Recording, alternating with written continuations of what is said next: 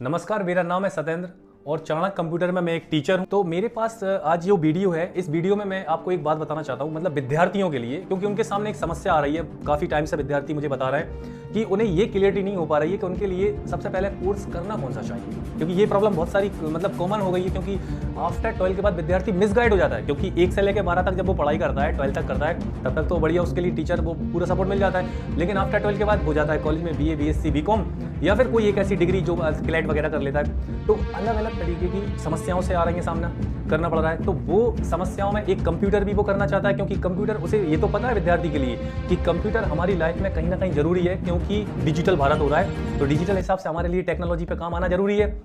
तो इतना तो से आ रहा है समझ में, लेकिन प्रॉब्लम ये आ रही है कि कोर्स कौन सा करें। तो ये कोर्स में आ रही है विद्यार्थियों के लिए जो समस्या। तो सबसे पहली जो प्रॉब्लम आई है वो मैंने ये देखी है कि कोर्स, जैसे कई सारे कोर्स अवेलेबल है मार्केट में, BCC, कोपा, कंप्यूटर में कितने सारे कोर्स आ चुके हैं, जैसे कि DCA, PGDCA, CPCT, इतने अनेकों कोर्स हैं। तो विद्यार्थी कंफ्यूज हो रहा है कि हमें कौन सा कोर्स सबसे पहले करना चाहिए, कौन से कोर्स हमारे लिए एक वैल्यू क्रिएट करके देंगे। तो देखिए, समझते हैं, मुझे जहाँ तक अभी ये पता है कि हमारे लिए जो सबसे ज़्यादा कोर्स दिखाई दे रहे हैं वो आ रहा है DCA, PGDCA, CPCT। तो ये 3-4 कोर्सों में अगर आपके लिए कंफ्यूजन है तो उसमें अपन आपके लिए ये देखेंगे। तो सबसे पहले क्या है, जब हमारे लिए जो प्रॉब्लम आ रही है वो क्या है DCA में। तो DCA एक पढ़ाई है, थ्योरेटिकल पढ़ाई है कंप्यूटर की। लेकिन थ्योरी पढ़ाई ये कब जरूरत थी, जब 2014 से पहले, क्योंकि इसके लिए एक थ्योरेटिकल परीक्षा होती है और जिसमें विद्यार्थी को पास आउट करना पड़ता है। 2 सेमेस्टर में होती है उनकी परीक्षा, है ना। तो उसे वो पास कर लेता है। लेकिन उसमें प्रॉब्लम क्या है कि उसके लिए थ्योरी के माध्यम से कंप्यूटर के बारे में वो जान जाता है। लेकिन ये समस्या क्या हुआ था, जब हमारे मध्य प्रदेश में 2011 के टाइम की समथिंग की बात है, वहाँ पे हुआ क्या था कि जो नए पटवारी बने हुए थे विद्यार्थी, उनने जाके क्या करा, जाके अप्लाई करा और वो पास हो गए, पटवारी बने। तो जाके उनसे कलेक्टर साहब ने जो बोला कि भाई चलो इस पे कंप्यूटर पे काम करना है आपके लिए, तो उन्होंने कहा कि ये सीट बना लो आप। तो उन्होंने कहा कि सर हमें कंप्यूटर पे काम करना नहीं आता। तो उन्होंने कहा ये कैसी बात है, कंप्यूटर पे काम करना नहीं आता, और आपने तो कंप्यूटर किया हुआ है ना। क्योंकि आप जानते ही हैं पटवारी बनने के लिए क्या क्या चाहिए हमारे लिए, एक तो 12 पास, ग्रेजुएशन और पटवारी का पेपर, और क्या चाहिए हमारे लिए, एक कंप्यूटर का डिप्लोमा। तो PGDCA उस टाइम लगता था, है ना, अभी भी लगता है, लेकिन अभी समझेंगे हम इसके लिए। तो उन्होंने कहा कि कंप्यूटर का तो आपने डिप्लोमा करा। तो उन्होंने कहा सर हमने कंप्यूटर ना पढ़ा है, क्योंकि थ्योरेटिकल पढ़ाई है, तो कंप्यूटर पढ़ा और पढ़ के लिखा है और पास हो गए। लेकिन प्रॉब्लम क्या हो गई कि अब 2014 में क्या हो रहा था, भारत को डिजिटल करना था। तो वहाँ पे डिसीजन लिया गया कि भाई केवल कंप्यूटर के डिप्लोमा पढ़ने से कुछ नहीं होगा, आपको कंप्यूटर पे काम करना आना चाहिए। तो उस टाइम CPCT का निर्माण हुआ 2015 में। फिर किसका निर्माण किया गया, CPCT का। तो उसमें क्या, उसके लिए सरकार ने किसी यूनिवर्सिटी को मान्यता नहीं दी कि कोई यूनिवर्सिटी के थ्रू करा देंगे ना, डायरेक्ट मध्य प्रदेश शासन इसकी खुद ही परीक्षा लेता है। और जब परीक्षा लेते हैं तो वो बिल्कुल सिक्योर होता है। आपको पता ही है, अगर मध्य प्रदेश सरकार की, अगर आपको किसी भी विभाग में जाकर जॉब करना है तो सरकार उसकी स्वयं परीक्षा जब कराती है तो वो कितनी वैल्यूएबल हो जाती है। तो इस प्रकार से CPCT की वैल्यू बढ़ गई उस टाइम। तो उसमें क्या है, मतलब कि जैसे मान लीजिए 100 कंप्यूटर वाले ऐसे अदर कोर्स में अलग और एक CPCT वाला विद्यार्थी अलग, क्योंकि उसमें स्कोर कार्ड आता है साथ में। तो ये एक आप इस प्रकार से समझ सकते हैं कि आपके लिए किस चीज़ की इंपॉर्टेंस है। मैं एक उदाहरण से और समझा देता हूँ आपके लिए। एक यहाँ पे अनुकंपा नियुक्ति के एक विद्यार्थी आए हुए थे, उनकी उम्र काफ़ी ज़्यादा बड़ी थी।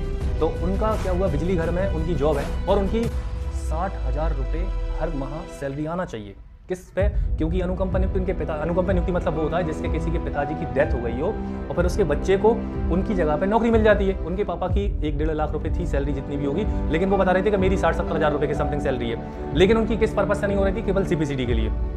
तो उनका 3 साल का टाइम दिया गया। अब आप जरा इंटू कर लो, हर महीना 60,000 रुपया और वो 3 साल तक का लगाओ, कितना पैसा हो गया। तो सिर्फ एक CPCT के प्रमाण पत्र से इतना बड़ा लॉस, इसलिए CPCT में प्राइमरी में रखा गया, क्योंकि उसमें कंप्यूटर पे पढ़ना तो है ही है, लेकिन साथ में कंप्यूटर पे काम करके, मतलब कि वैल्यू क्रिएट करके देना आपके लिए। तो इसलिए CPCT आ गई। तो ये अब, लेकिन सरकार ने कहा कि भाई, जो मतलब यूनिवर्सिटी वालों ने, कि भाई फिर हम लोग क्या करेंगे, बंद करवाओगे। तो उन्होंने कहा भाई आप क्या करेंगे, 1 साल का कोई भी कंप्यूटर का प्रमाण पत्र लग जाएगा उसमें। अगर आप मान लो पटवारी बनते हैं तो आप कोपा, BCC, मतलब 1 साल का कोई भी ऐसा प्रमाण पत्र वो आपका लगेगा। लेकिन CPCT सभी को चाहिए।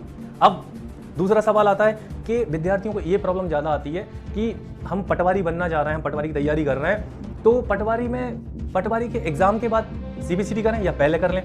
तो दोनों तरीके हैं, आप बाद में भी कर सकते हैं, पहले भी कर सकते हैं। पहले करने से फायदा आपका बस इतना, बाद में करने से आपका लॉस ये होने वाला है कि आपको 2 साल का समय मिलेगा और 2 साल तक की आपके लिए सैलरी रुक सकती है आपकी, क्योंकि 2 साल आप जॉब नहीं कर सकते जब तक CPCT नहीं रहेगा। वो पहले से करके जाओगे तो सबसे पहले तो आपका पेन जो है ना वो कम हो जाएगा, क्योंकि आपको पता है CPCT मेरे पास है, और दूसरा आपको फिर सैलरी भी मिलना स्टार्ट हो जाएगी। तो आपका जो जितनी भी 50, 60, 40 हज़ार रुपये सैलरी रहती है पटवारी की, वो मिलना स्टार्ट हो गई। तो एक प्रमाण पत्र के माध्यम से सर उसकी तैयारी आप पहले और बाद में दोनों अपने नीट के अकॉर्डिंग आप कर सकते हैं। तो अगला क्वेश्चन क्या आता है हमारे सामने कि बाद में कर लेंगे। तो बाद में मान लीजिए अगर आप आफ्टर 12th हुए, अभी आपने 12th पास की हुई है, रिसेंटली पास की हुई है, अब आपके मन में आ रहा है कि बाद में कर लेंगे, कोई दिक्कत नहीं है, घर की बात है, जब चाहे जाएंगे कर लेंगे कंप्यूटर। इसका भी एक रीजन है, जैसे मान लो एक उम्र रहती है ना, तो रिदम बना रहता है। जैसे अभी आप 10वीं में हो, 10वीं के बाद आप 11वीं में, 12वीं में, तो रिदम बना है। लेकिन कोई विद्यार्थी अगर 10वीं के बाद छोड़ के 5 साल बाद अगर 10वीं का बैग टांग के अगर आएगा ना वो, तो भैया उसे बड़ी मुश्किल पड़ेगी। वो पढ़ तो लेगा लेकिन पढ़ने में बड़ी कठिनाई आएगी। तो सेम टू सेम इसके साथ भी अगर आप आफ्टर 12 के बाद या कॉलेज के बाद जितना आप डिले होता जाते हैं, आपको ब्रेन उतना ही दूसरे कामों में उलझ जाता है, क्योंकि घर की जिम्मेदारियां बढ़ जाती हैं। खेत पे जाना है, बोई नहीं कराना है, बखरनी कराना है, पापा जी को टिफिन देने जाना है, पूरे घर का सामान राशन पानी ला के रखना है। क्योंकि लड़का बड़ा होता है तो जिम्मेवारियां आती है। ऐसी लड़कियों की उनकी 25, 26, 27 साल उम्र हुई तो वो तो शादी की तैयारी होने लगती है उनकी। 25, 26 भी बहुत ज़्यादा कह दिया मैंने, 22, 23 में होने लगती है। तो इतना टाइम नहीं लगाते भाई, जो टाइम है अभी रिसेंट हम क्या कर सकते हैं, क्योंकि उसके बाद तो टाइम गया तो वो तो फिर कभी आने वाला नहीं, और फिर हम इतने सारे उलझ जाते हैं तो वो हमारे लिए एक प्रॉब्लम क्रिएट कर देता है। अब देख लेते हैं सीपीसीटी से हमारे लिए फायदे क्या होते हैं। एक तो सबसे पहली बात, हम एक वैलिड हो जाते हैं सरकार की नज़र में कि भाई ये विद्यार्थी मध्य प्रदेश शासन की जॉब के लिए एक एलिजिबल मतलब कि वैलिड विद्यार्थी है। ठीक है, इसे डिजिटल काम आता है तो वो कई सारी मतलब जैसे पुलिस विभाग है, ऐसे जिसने भी मतलब कि और data entry operator, high court और तहसील कोर्ट, जिला कोर्ट, ऐसे कई सारे विभाग हैं जहाँ पे उसकी वैल्यू है ही है। जैसे आप आईएएस माफ़ कीजिएगा एएसआई, तो जो ट्रांसफर विभाग में बैठता है उसमें सीपीसीटी चाहिए। जितने भी शिक्षा विभाग हैं उनमें जो भी कंप्यूटर की काम रहेगा उसमें सीपीसीटी जरूरी है। तो आप चाहे टीचर बनना चाहते हो, चाहे आप कुछ भी बनना चाहते हो, कंप्यूटर आपको आना चाहिए। आने वाले टाइम पे तो बिल्कुल हर जगह आपको कंप्यूटर चाहिए। अगर आप किसी भी विभाग में जा रहे हो, कंप्यूटर लेके आओ भाई, क्योंकि पूरे काम उसी से हो रहे हैं। हर काम आज अटेंडेंस कंप्यूटर से डल रही है, तो वो सारा डेटा एंट्री ट्रांसफर करना पड़ता है। तो सीपीसीटी आपके लिए वो सारी चीज़ें सीखने मिली जाती हैं और साथ में आप वैलिड हो जाते हो। और एक बात ध्यान रखना है आपके लिए कि सीपीसीटी वहीं से करना है जहाँ पे आपके लिए वो सारी कोर्स कराए जाए जीरो से। तो जीरो से अगर आपके लिए कोर्स कराते हैं तो वो क्या हो जाएगा, आपके लिए वो सारी चीज़ें आएगी। नहीं तो वो अगर मान लो टाइपिंग अकेली करा करूँ थी तो वो उससे अगर आप पास भी होगा तो आपके पास लेवल वही जाएगा, केवल टाइपिंग का अकेला कोर्स हो जाएगा। लेकिन आपको ना बिल्कुल जीरो से, अगर मान लीजिए सीपीसीटी कोर्स करने के बाद आपको गवर्नमेंट जॉब नहीं भी करनी है तो भी आपको इतनी सारी चीज़ें आनी चाहिए जितनी आपके लिए, उससे आप आराम से 20 से 25 हज़ार रुपये किसी भी कंपनी या विभाग कॉर्पोरेशन में जाकर आराम से अपना जॉब कर सकें। तो ये सारी चीज़ें हमारी संस्था चाणक्य कंप्यूटर में ये सारी चीज़ें कराई जाती हैं ताकि विद्यार्थी सिर्फ सीपीसीटी करके ही ना रह जाए कि नहीं वो बस सीपीसीटी कर लिया बस अब हो गया। नहीं, अब उसके लिए ना कहीं ना वो किसी भी कंसल्टेंसी के पास जाके अपनी बढ़िया जॉब अप्लाई करके 20 से 25 हज़ार रुपये सैलरी प्राप्त कर पाए। तो एक ये होता है। तो इस प्रकार से अब आगे क्या है, एक अगला क्वेश्चन जो है कि विद्यार्थियों के मन में एक और आता है कि पेपर कठिन आता है। तो एक बात ध्यान रखना है आपके लिए कि मध्य प्रदेश शासन की अगर आप सरकारी नौकरी में जाते हो, किसी विभाग में जाते हो, तो कोई भी पेपर सरल नहीं आता है। सबको ही आपको पढ़ के ही जाना पड़ता है। और एक बात और बता दूंगा, अगर मैं आपसे बोलूँ 2 + 2 = 2 तो आप इजीली कह सकते हो ना 4। लेकिन अगर आपके लिए बोल दिया 2 + √, और ऐसे करते करते बड़ा सा सवाल कर दिया तो आपको उस पर सोचना पड़ेगा और हो सकता है आपका वो गलत हो जाए। वो गलत पता है क्यों? क्योंकि आपने पढ़ा नहीं है तो आपको उससे डर लगेगा। लेकिन जैसे ही आप पढ़ लेते हो, आपको आने लगता है, तो वो आपके ब्रेन में ही उसका आंसर निकल के आ जाता है।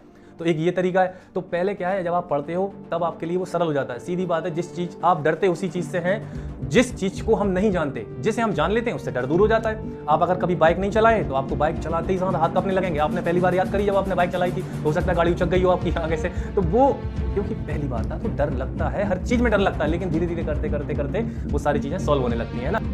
तो आज की वीडियो आपकी इतनी है, और आप अगर आपका अभी भी कोई डाउट रह गया है मन में किसी प्रकार से, तो आप इस बोर्ड लाइन नंबर पर कॉल करके अपने डाउट्स को क्लियर कर सकते हैं।